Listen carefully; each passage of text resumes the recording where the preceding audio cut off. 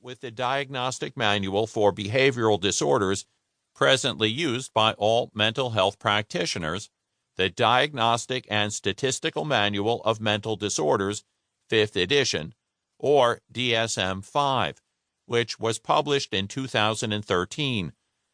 The chapter also includes revisions on prevalence data and gender differences for several anxiety disorders, including agoraphobia, social anxiety disorder, generalized anxiety disorder, GAD, and obsessive-compulsive disorder, OCD.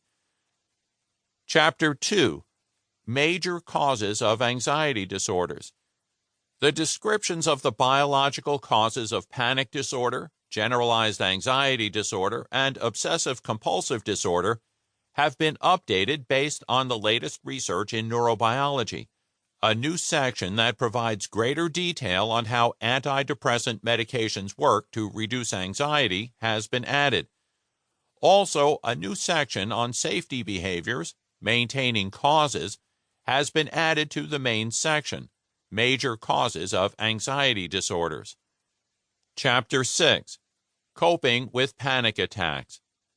This chapter focuses on learning to overcome and replace catastrophic thoughts that propel panic attacks, such as, I'm going to have a heart attack, I'm going to go crazy, or this will never end.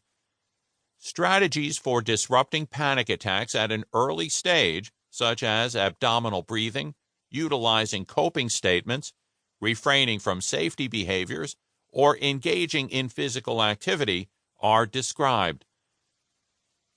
Chapter 7. Exposure for Phobias. This chapter has been rewritten to reflect recent new research on exposure. A key point is a change in understanding of how exposure works. Instead of an emphasis on exposure promoting desensitization to a phobia, the active ingredient in successful exposure appears to be new learning that the situation is neither as dreadful nor as threatening as you may have initially perceived it. The chapter concludes with a summary of factors that facilitate successful exposure therapy. Chapters 8 and 9, Self-Talk and Mistaken Beliefs, present the key ideas and practices of cognitive behavioral therapy, an approach used by almost all therapists who treat anxiety disorders. Chapter 8 focuses on learning to replace fearful self-talk, what you say to yourself, with more constructive and reassuring self-talk. Chapter 9 focuses on replacing mistaken core beliefs, which underlie negative self-talk, with constructive beliefs, utilizing several different strategies, including affirmations. Chapter 10, Overcoming Worry, is a new chapter devoted to overcoming worry. It emphasizes a variety of strategies to deal with worry, including proactive disruption techniques, diffusion, worry exposure, postponement of worry, and taking constructive action to resolve worries. Chapter 11, Personality Styles that Perpetuate Anxiety, describes personality traits that are common for people who struggle with anxiety disorders, such as perfectionism, excessive need for approval, or excessive need for control. The chapter offers a number of different strategies for dealing with these traits. Chapter 12, 10 Common Specific Phobias. Many people contend with a single specific phobia that limits their life in a significant way.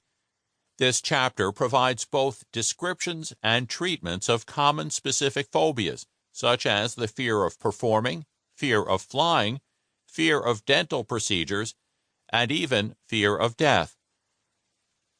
Chapters 13, 14, and 15, Dealing with Feelings, Being Assertive, and Self-Esteem, move beyond cognitive behavioral therapy to cover 3 topics relevant to nearly all people who struggle with anxiety disorders. 1. Expressing and communicating withheld feelings.